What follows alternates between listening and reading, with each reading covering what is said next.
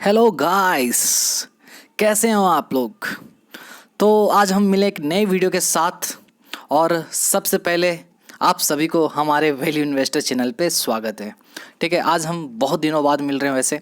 और आज मैं आपके लिए एक नया स्टॉक लेके आया हूँ। नया स्टॉक तो वैसे है नहीं, आप लोगों के लिए नया हो सकता है, कुछ लोग जानते भी होंगे।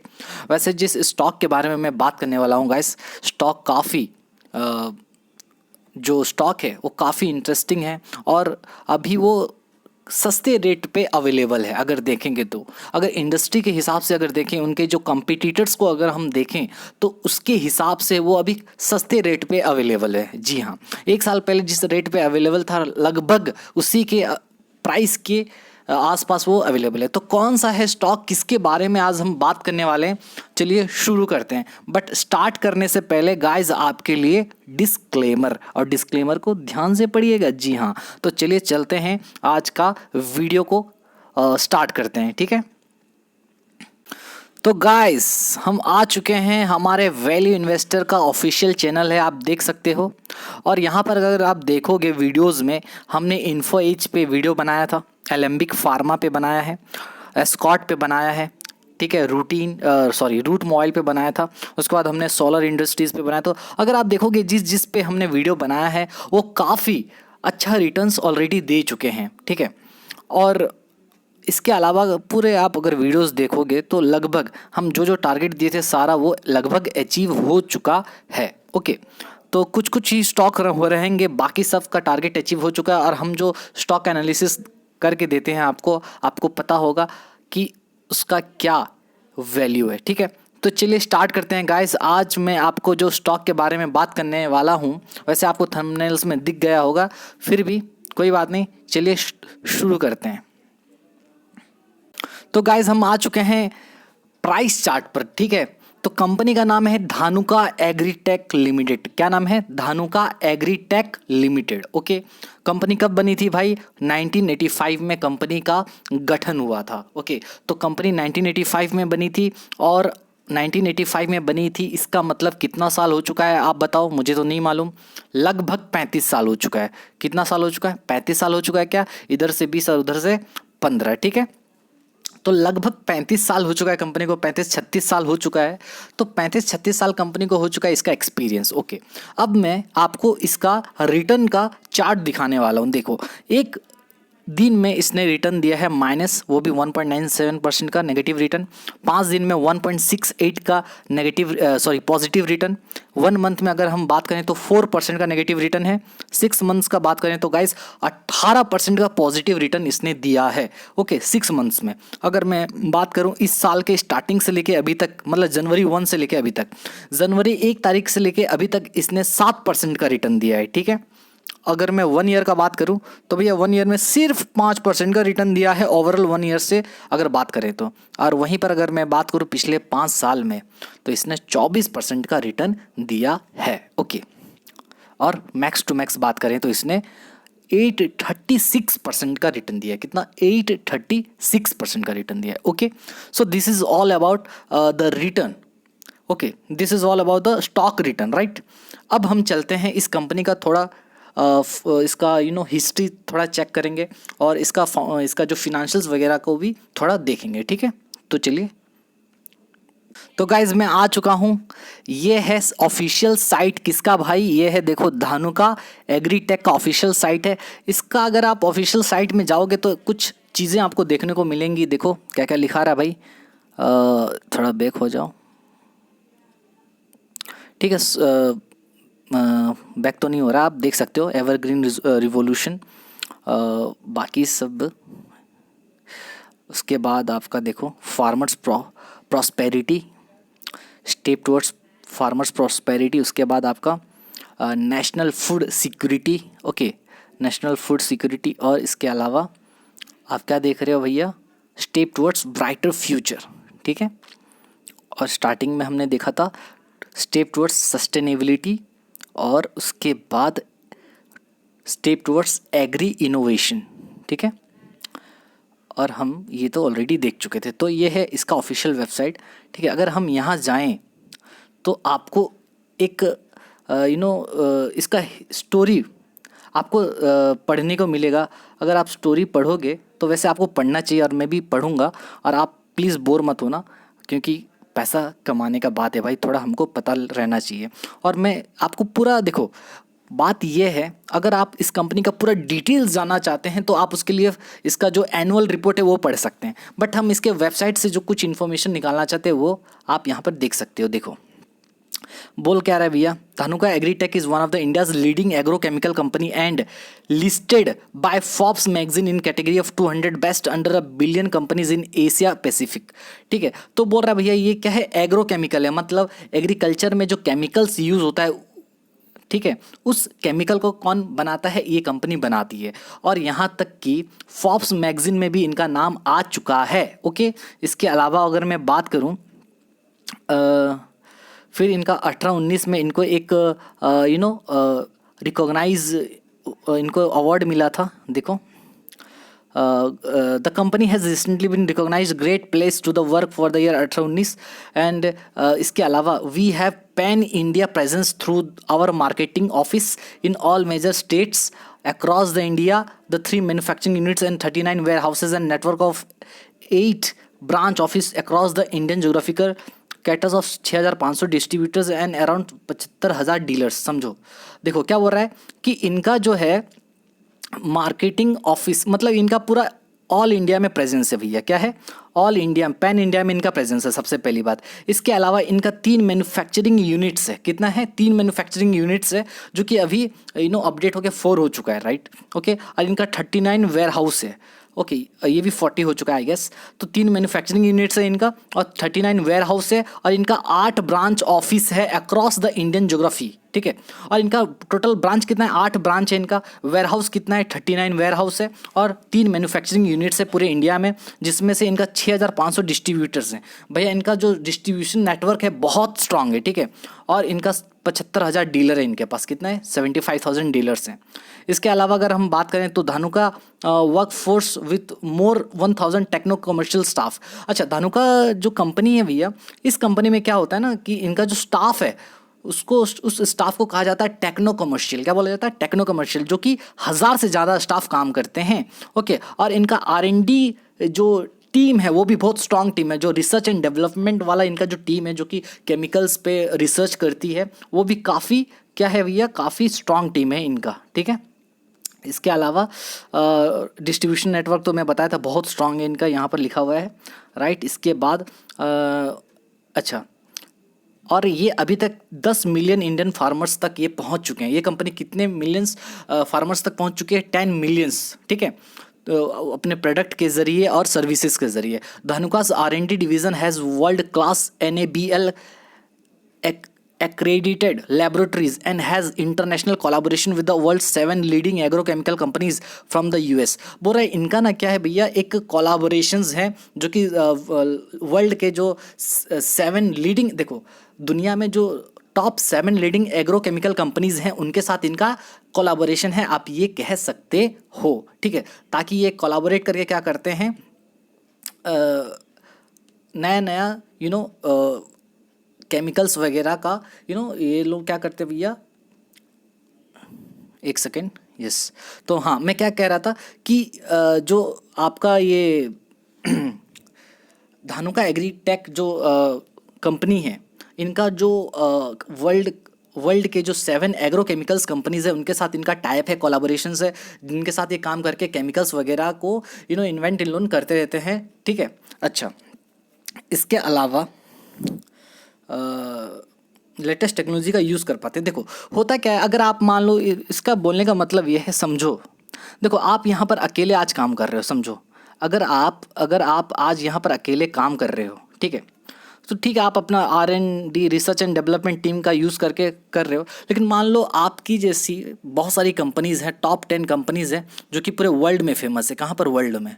ठीक है, अगर मान लो अगर वर्ल्ड में अगर कंपनीज़ पूरी फेमस है, टॉप 7 कंपनीज़, अगर आप उनके साथ हाथ मिला लिए काम करने के लिए, ठीक है, आप उनके साथ हाथ मिला लिए काम करने के लिए, तो आपको बहुत कुछ उनसे सीखने को मिलेगा, जो कि आपके लिए एक एडवांटेजेस क्रिएट करता है, वो भी कंपिटिटिव एडवांटेज क्रिएट करेगा आपके कंट्री में। समझ में आ रहा है, तो ये चीज़ है। ओके, अच्छा, आगे तो ये था आपका, this is all about the story and इसके अलावा मैं बात करूं, यहाँ पर देखो लिखा हुआ है भैया डिस्ट्रीब्यूटर कितना है 6,500, रिटेलर्स कितने हैं 75,000, और फार्मर्स कितने तक पहुंच चुके हैं, ये 10 मिलियन फार्मर्स तक, ठीक है। इसके अलावा ये इनका प्रोडक्ट्स में क्या क्या आता है, देखो इनका जो प्रोडक्ट्स होता है भैया, एक होता है हर्बीसाइड, क्या होता है हर्बीसाइड, ठीक है। एक होता है फंगीसाइड्स, हर्बीसाइड्स, फंगीसाइड्स, इंसेक्टिसाइड्स और प्लांट ग्रोथ रेगुलेटर्स।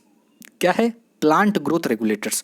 तो इनके प्रोडक्ट्स क्या क्या हैं, एक है इन हर्बीसाइड्स, एक है फंगीसाइड्स, एक है इंसेक्टिसाइड्स और एक है प्लांट ग्रोथ रेगुलेटर्स, ठीक है।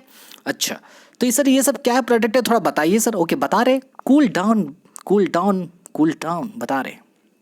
तो गाइस अब मैं आपको जो बताने वाला हूँ, इनका जो प्रोडक्ट था, प्रोडक्ट में हर्बीसाइड्स था, इंसेक्टिसाइड्स था, ठीक है, ये सब था। तो क्या होता है हर्बीसाइड्स का क्या मतलब है, देखो इनका एक केमिकल है, ओके, जिसका नाम क्या है हर्बीसाइड। हर्बीसाइड क्या है, एक ऐसा केमिकल, एक ऐसा सब्सटेंस है जो कि प्लांट्स के लिए टॉक्सिक है कह सकते हैं। और जो कि देखो अगर मान लो आप क्या कर रहे हो, फार्मिंग वगैरह कर रहे हो, क्या होता है जब हम फार्मिंग करते हैं वहाँ पर क्या होता है, कुछ अननेसेसरी जो प्लांट्स वगैरह उग जाते हैं, ठीक है। तो उस अननेसेसरी प्लांट्स को हटाने के लिए एक केमिकल का यूज़ किया जाता है, ठीक है। और वही अननेसेसरी प्लांट्स वगैरह के लिए हम एक केमिकल यूज़ करते हैं जो कि हर्बीसाइड कहा जाता है। क्या बोला जाता है, हर्बीसाइड्स, ठीक है, समझ आ रहा है। तो substance that is toxic to plants use to destroy unwanted vegetations, ठीक है। आपको अनवांटेड वेजिटेशन को क्या करना है, डिस्ट्रॉय करना है, और उसके लिए जो केमिकल्स आप यूज़ करते हैं उसको हर्बिसाइड बोला जाता है। समझ में आ गया, ओके। इसके अलावा फंगीसाइड, फंगीसाइड क्या होता है, देखो जिस तरह से आपको फोटो दिख रहा है भैया, हो क्या रहा है, ये जो ये जो लिप्स है, ओके, इस पत्ते में देखो आपको फंगस दिख रहा है कि फंगस लग गया है। तो इसके वजह से क्या होता है भैया, पूरा पेड़ खराब हो जाता है, ठीक है। तो उसको दूर करने के लिए एक केमिकल का यूज़ किया जाता है, उसको फंगीसाइड बोला जाता है, ठीक है। तो ये क्या है, a chemical that destroys fungus. तो ये फंगस को दूर करने के लिए केमिकल का यूज़ किया जाता है, ठीक है। अच्छा, फिर नेक्स्ट इंसेक्टिसाइड। देखो कभी कभी आप देखे रहोगे कि जो फार्मिंग वगैरह जब हम करते हैं तो पेड़ पौधे में इंसेक्ट कीड़े वगैरह लग जाते हैं, जो कि जो हमारा हम जो फार्मिंग करते हैं और जो फार्मिंग करते हैं वो प्रोडक्ट का हमारा नुकसान हो जाता है, राइट। तो उसके लिए, उसको दूर करने के लिए हम क्या करते हैं, सब्सटेंस का यूज़ करते हैं, केमिकल का यूज़ करते हैं जिसको इंसेक्टिसाइड बोला जाता है, ठीक है। और substance use for killing the insects को मारने के लिए यूज़ करते हैं, ठीक है। तो इसको बोला जाता है। तो कंपनी क्या करती है, ये इंसेक्टिसाइड हुआ, फंगीसाइड हुआ और हर्बीसाइड हुआ, ये तीनों चीज़ों का प्रोडक्शन करती है, मैन्युफैक्चरिंग करती है। ओह माय गॉड, ऐसा क्या, हाँ। तो कंपनी क्या कर रही है, ये केमिकल्स बनाती है। और ये केमिकल्स क्या है, एक केमिकल्स का यूज़ होता है अनवांटेड वेजिटेशन को डिस्ट्रॉय करने के लिए, दूसरा केमिकल का काम क्या है, फंगीसाइड, फंगस को दूर करने के लिए, और तीसरा का क्या है, जो इंसेक्ट वगैरह जो खराब कर देते हैं प्रोडक्ट्स को, उसको हटाने के लिए क्या होता है भैया, उसको रिमूव करने के लिए केमिकल्स का यूज़ किया जाता है। तो समझ में आया कि ये कंपनी क्या करती है, तो कंपनी केमिकल्स बनाती है। ये 3 टाइप का केमिकल्स मेनली कंपनी बनाती है। इसके अलावा क्या होता है ना, प्लांट्स को ग्रो करने के लिए, ओके, उनका ग्रोथ के लिए भी कुछ केमिकल्स का यूज़ किया जाता है। तो वो केमिकल्स भी ये आपका धानुका एग्रीटेक बनाती है, ठीक है। अच्छा ठीक है सर, समझ गए, ओके। आगे बताओ, वेट गाइस, बता रहे हैं।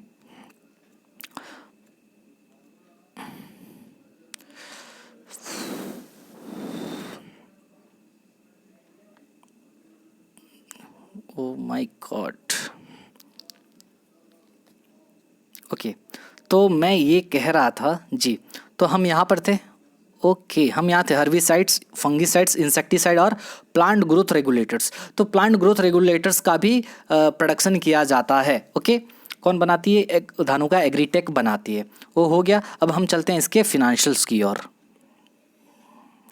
तो गाइज मैं आ चुका हूँ स्क्रीनर के वेबसाइट पर। तो देखो ये स्क्रीनर का वेबसाइट है जहाँ पर आपको धानुका एग्रीटेक के बारे में आपको कुछ देखने को मिलेगा। ऑलरेडी हम ये सारी चीज़ें कवर कर चुके हैं कि धानुका एग्रीटेक क्या करती है भैया, क्या बनाती है।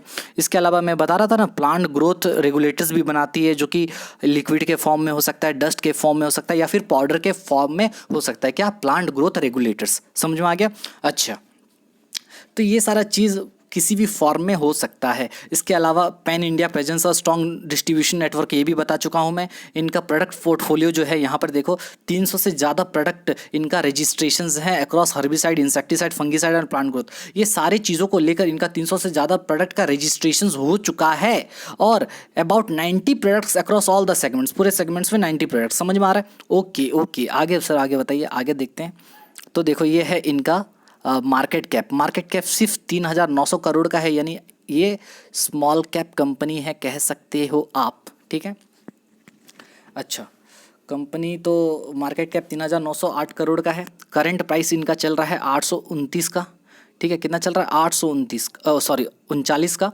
और हाई इनका ऑल टाइम हाई है 52 वीक्स हाई है इनका 1054 और लो है 658, ठीक है। स्टॉक का पी है 18, देखो स्टॉक का पी कितना है भैया? 18।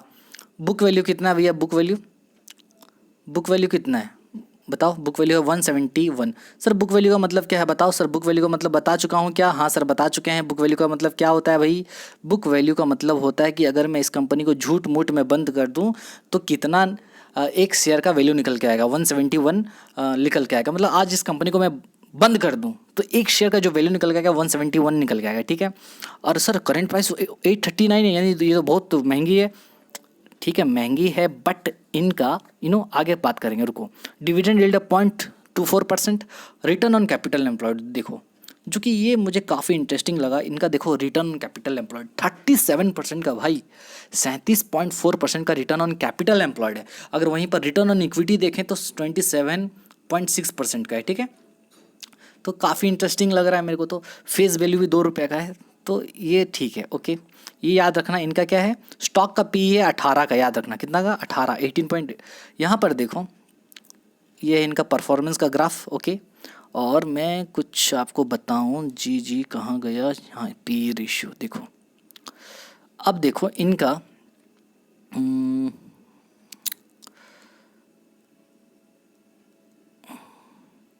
देखो इनका मीडियन पी आ रहा है 20.8 का, ठीक है। मतलब नॉर्मल जो पी मीडियन पी आ रहा है 20.8 का और अभी का पी कितना है? 18.8 का। मतलब इसका मीडियन पी से भी कम में मिल रहा है, यानी सस्ता है अभी। ओके।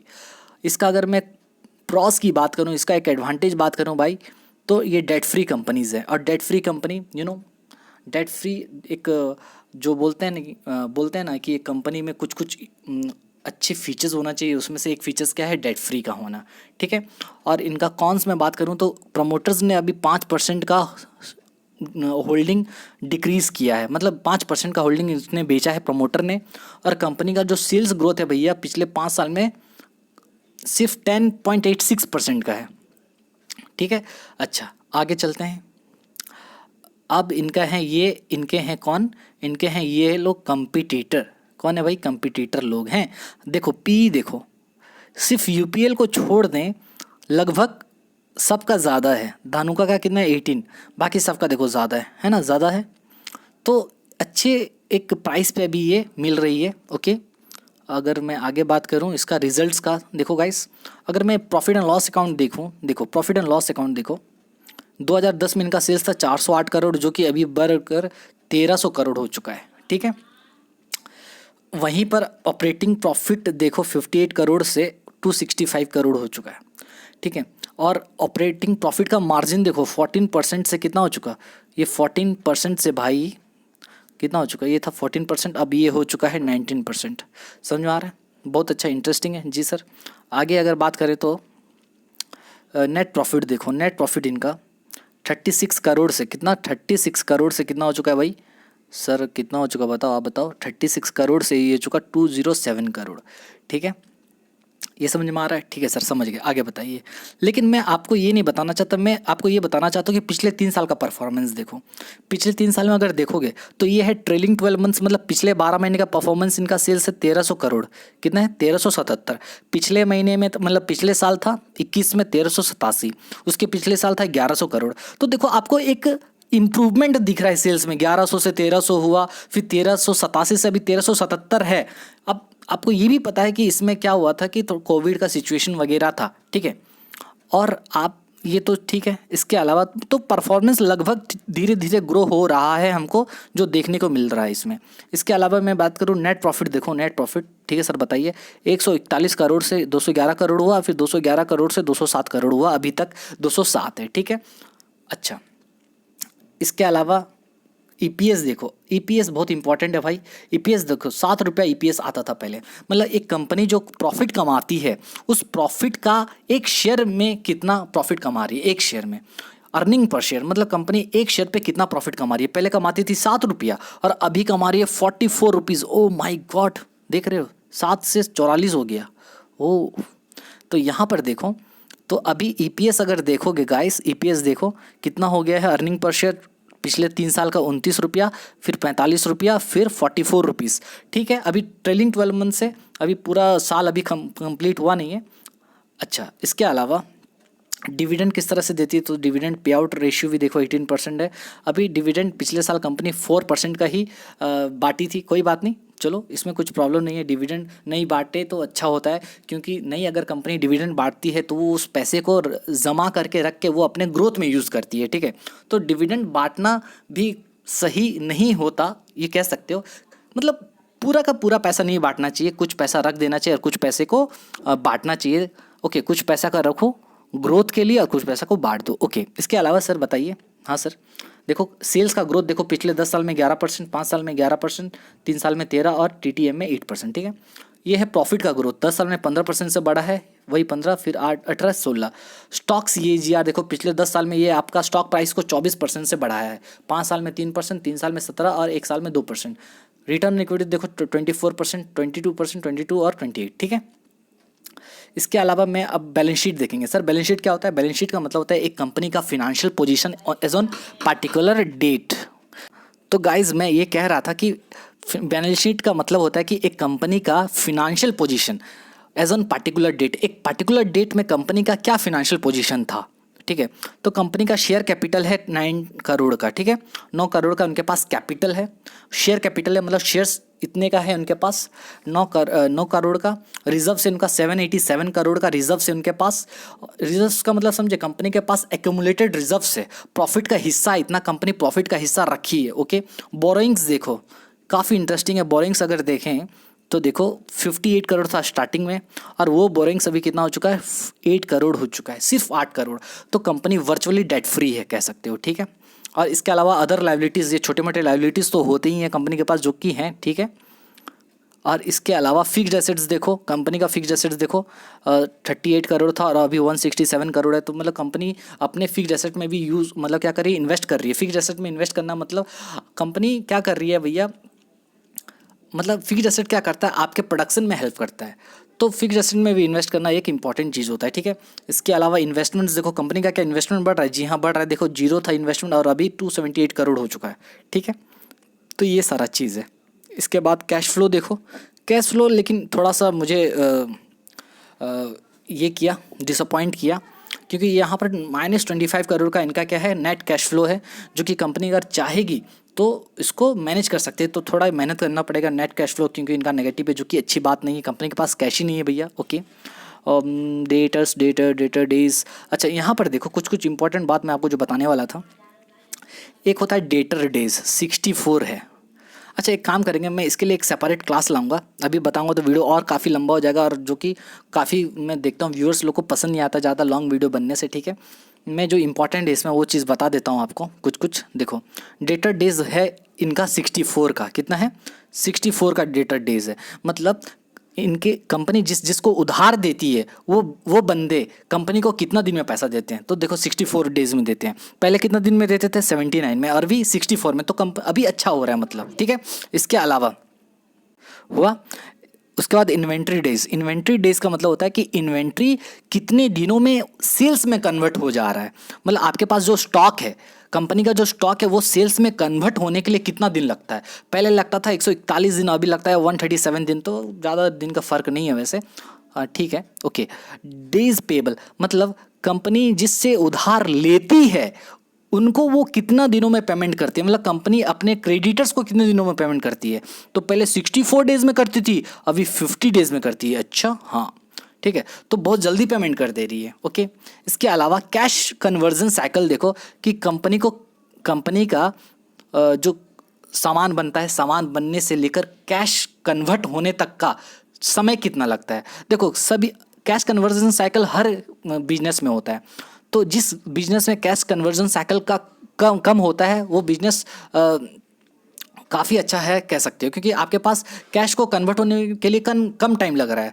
ठीक है, तो कैश कन्वर्जन साइकिल देखो यहाँ पर 156 से 151 हो गया, तो ठीक है, पहले 156 दिन लगता था कैश को कन्वर्ट होने में और अभी 151 लग रहा है। ठीक है, फिर वर्किंग कैपिटल डेज, ये बाकी सब मैं आपको बाद में बताऊंगा। इसके अलावा प्रमोटर्स का होल्डिंग देखो गाइस, प्रमोटर्स का 75% था, अभी 5% इन्होंने बेचा है तो 70 हो गया। कोई बात नहीं, स्ट्रांग है, फिर भी 70% स्टॉक का होल्डिंग रखना एक बड़ी बात है। ओके, डोमेस्टिक इंस्टीट्यूशनल इन्वेस्टर्स लोग थोड़ा सा इन्वेस्ट किए हैं इसमें, 10% से 14% हुए हैं, बीच में देखो 11, 13, फिर 14 हुआ।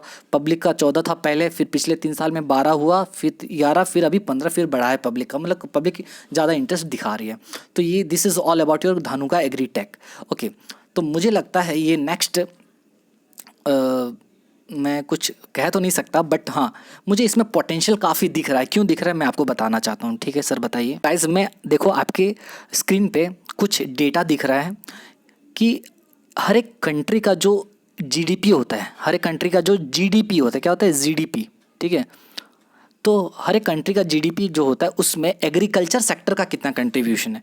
तो पहले देखो एग्रीकल्चर सेक्टर का 17.6% कंट्रीब्यूशन होता था, फिर 19-20 में होता था 18.4, बढ़ गया, फिर 20-21 में 20% हुआ। तो जिस तरह से आपको दिख रहा है कि जीडीपी में, एक इंडिया का जीडीपी में एग्रीकल्चर सेक्टर का कंट्रीब्यूशन हर साल धीरे धीरे ग्रो हो रहा है। ओके, तो अगर इसी तरह से ये धीरे धीरे ग्रो अगर हुआ तो आपको एक पॉजिटिव इम्पैक्ट आपको देखने को मिलेगा। इसके जो भी एग्रीकल्चर सेक्टर से रिलेटेड कंपनीज हैं उनमें आपको क्या देखने को मिलेगा, एक पॉजिटिव इम्पैक्ट देखने को मिल सकता है, क्योंकि आने वाले टाइम में एग्रीकल्चर में काफ़ी पोटेंशियल है और वो काफ़ी तरीके से बूम हो सकता है। और ये ऐसा एक सेक्टर है जो कभी भी बंद नहीं होगा भाई, सभी को तो खाना है, खाना खाएंगे कैसे, समझ में आ रहा है। ओके, तो और मुझे जो लगता है इसमें काफ़ी पोटेंशियल्स है। ओके, और इसके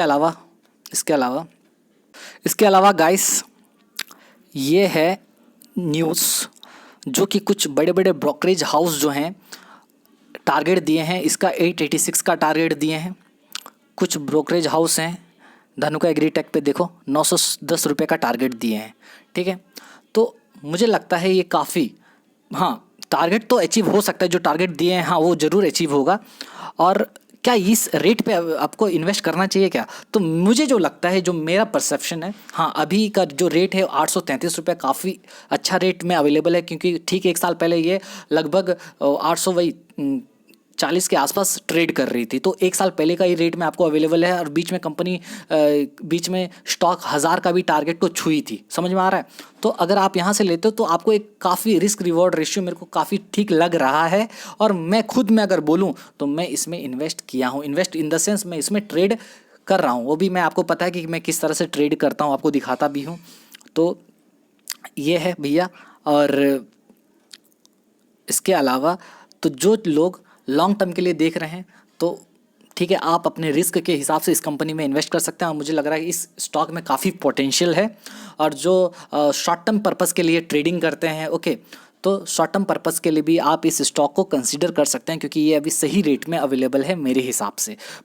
बट इन्वेस्ट करने से पहले या फिर ट्रेड करने से पहले आप अपने फिनेंशियल एडवाइज़र का सलाह ज़रूर लें। ठीक है, okay, so this is all about our discussion, और हम यहीं पर हम अपना डिस्कशन को विराम देते हैं। इसके अलावा सर आपका जिस हिसाब से हमको रेस्पॉन्स मिल रहा है, आप जिस हिसाब से हमें अप्रिशिएट कर रहे हैं, उसके लिए थैंक्स अ लॉट। ओके, और आप इसी तरीके से हमें मोटिवेट करते रहिए ताकि हम आपके लिए काफ़ी वीडियोस ला सकें। और हाँ अभी कुछ दिनों से काफ़ी वीडियोस कम हो गए हैं, कोई बात नहीं, लेकिन अभी बहुत सारे और भी चीज़ें हैं जो मेरे लाइफ में, जिसकी वजह से थोड़ा सा वीडियो कम हो गया, कोई बात नहीं, लेकिन फ्यूचर में और भी आएगा, रेगुलर इंटरवल में मिलेगा, आपको टेंशन मत लो। और मैं आपको कुछ और भी एक्स्ट्रा देने का सोच रहा हूँ, जिसके लिए थोड़ा सा टाइम लग रहा है। ओके, इसके अलावा आप हमारे एफर्ट्स को अप्रिशिएट इसी तरह से करते रहें, और हमारे चैनल को ज़रूर लाइक करें, शेयर करें और सब्सक्राइब करें। ठीक है, this is Sam signing off.